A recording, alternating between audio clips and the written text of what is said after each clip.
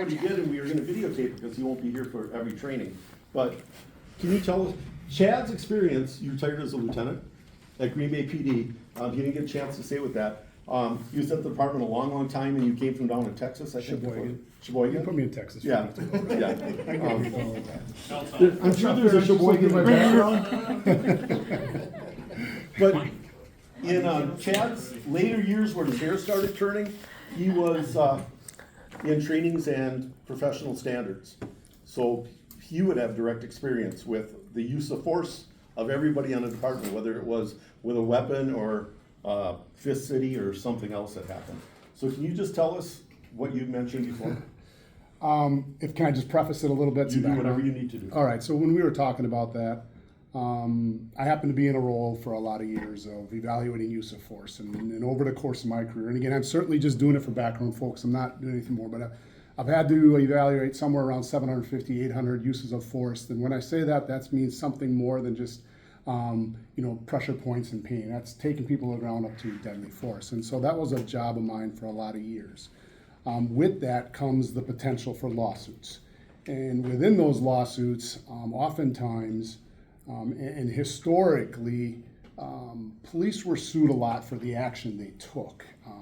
And lawsuits come in different varieties, but to make it real simple for everyone to understand, there are level 1, 2, and 3 lawsuits. So a level 1 lawsuit might be something simple, and I'm just giving you some genuine, normal terminology. But a level 1 is something like, were you even justified to be there in the first place? Is there some legal aspect about it? Don't worry about the incident itself. Should these folks have even been there, right? Justification, desirability, everyone understands what that is.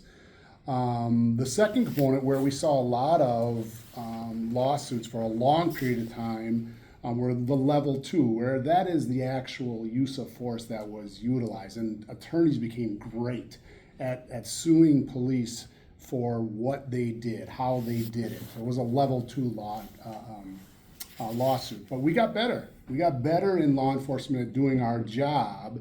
And with that, though, attorneys get better as well. And they then hit what are level 3 lawsuits.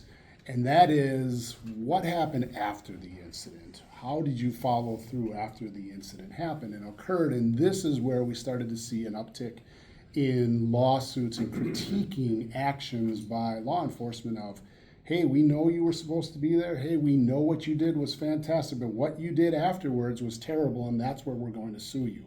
And so you'd be like, holy smokes, like you said, there might be a variety of emotions, physiological impact after a critical incident, and who knows what happened, but you still have a responsibility after that, and that's where a number of lawsuits came out of, as far as, did you apply aid to your training and ability? Did you do things after which that you can stand and defend and justify? Because if not, those attorneys see government in deep pockets, and that was an area that they hit. And we know within the last 5 years, you guys are well aware of cases that have gotten a lot of media attention. And I'm not here to sit and talk about everything, but some of the stuff at the end probably wasn't the best work. Again, if we're just talking about that, had there been a humane side of it, in my opinion, I think you would have seen less. But regardless, that's an area people just have to be aware of and cognizant. And so once that is done and the incident happens, again, I'm only speaking, I've never been in a shooting, I've been in some critical incidents. It sounds like we might share some stuff, and if we do later on,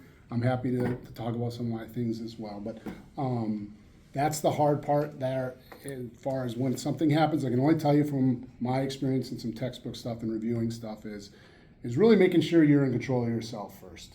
After that incident, there's going to be a range of emotions. Our body's going to do different things to us. We're all going to react differently. But making sure you're okay, and a lot of times that's a self-check, making sure you're all right, your partners, things of that nature. But at some point you got to put a coordinated plan in terms of, what do I deal with what's in front of me?